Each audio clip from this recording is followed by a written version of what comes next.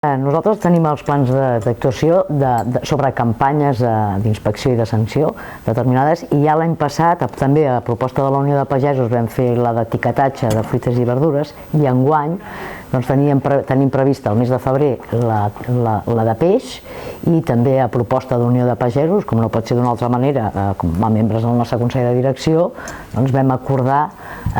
fer cap al mes de setembre, potser serà una mica abans, però la previsió és que abans del mes de setembre faríem també la d'etiquetatge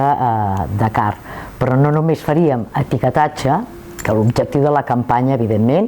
és la inspecció i, en el seu cas, la sanció en el cas que no estigués oportunament etiquetat, tal com diu el nostre Codi de Consum, sinó que, a més, també aprofitaríem per difondre el que significa tenir aquest etiquetatge, tenir aquesta informació per quan el consumidor o consumidora compri carn també sàpiga quin tipus de compra, i per tant també fomentar que la carn del nostre país és producte de proximitat i que s'ha de tenir en compte. L'Agència Catalana del Consum no incidirà si no té la complicitat, veritat, de les parts. I hi ha consumidors i consumidores perquè hi ha productes que estan al mercat. Si la nostra obligació és que es garanteixi el dret de les persones consumidores, per garantir aquests drets i deures